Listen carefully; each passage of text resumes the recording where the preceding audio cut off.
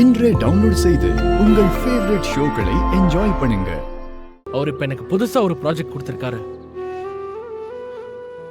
அது ஒரு AI project, விவசாயம் சம்பந்தப்பட்டது. நீ கிராமத்து பொண்ணு, உனக்கு விவசாயத்தை பத்தி நல்லா தெரியுங்கிறதால சிஇஓ உன்னையும் கூட வச்சுக்கிட்டு அந்த ப்ராஜெக்டை பண்ண சொன்னாரு.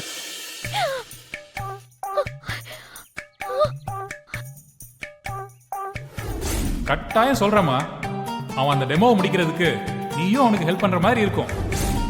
இதுதான் அவரு மாமா வந்து சொல்லுவாருன்னு சொன்னாரோ, மாட்டிக்கிட்டோமே. இப்ப என்ன பண்றது? உன்னாலதான் உதவி செய்ய முடியும்னு அவரு இதைத்தான் நம்ம கிட்ட சொன்னாரா? இத பத்தி அவர் என்கிட்ட ஒரு வார்த்தை கேட்டுட்டு சொல்லிருக்கலாம். நான் கிராமத்து பொண்ணுங்கிறதுனால எனக்கு விவசாயம் தெரியும்னு அவரா முடிவு பண்ணி சொல்லிட்டாரே. ஆனா எனக்கு விவசாயம் பத்தி எதுவுமே தெரியாதே. எனக்கு சமைக்க சாப்பிட மட்டும் தான் தெரியும். சிஇஓ சொல்லிட்டதுனால அவர் பேச்சை என்னால மீற முடியாது. நீ இல்லாம என்னால அந்த ப்ராஜெக்டை பண்ணவும் முடியாது. உனக்கு விவசாயம் A to Z தெரியும் தானே? நமக்கு எல்லாம் தெரியும்னு மாமா நம்புறாரே. இப்ப என்ன சொல்றது? உன்னதான் கேக்குறேன், எதுவும் சொல்லாம நிக்கிற. அவர் போன் ஸ்லேட்ட ஒண்ணு இல்லாம ஆக்கிட்டேன்னு ஏற்கனவே மாமா கோவத்துல இருக்காரு. இப்ப நம்ம விவசாயம் தெரியாதுன்னு சொன்னா கண்டிப்பா மாமா பயங்கரமா கோவப்படுவாரு. உனக்கு விவசாயத்தை பத்தி தெரியும்ல? நல்லா தெரியும் மாமா. Good, okay.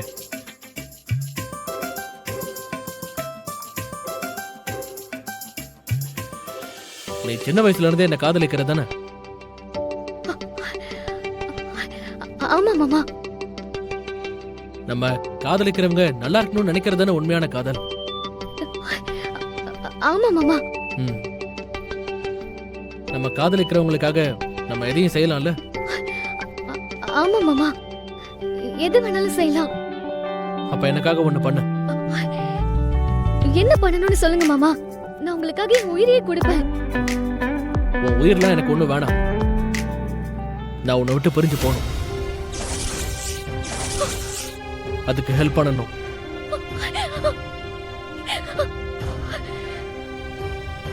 இதுக்கு நீங்க என் உயிரையே கேட்டிருக்கலாம் மாமா. என்ன பொறுத்த வரைக்கும் ரெண்டுமே ஒண்ணுதான்.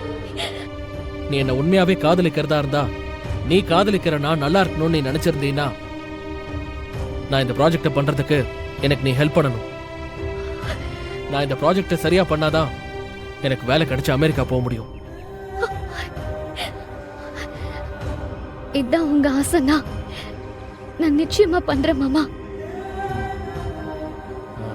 என்கிட்ட இப்படி சொல்லிட்டு என்ன உன் கூடவே இருக்க வைக்கிறதுக்காக ஏதாவது சூழ்ச்சி பண்ணன்னு வை, அப்புறம் என் வாழ்க்கையே நாசமா போயிடும்.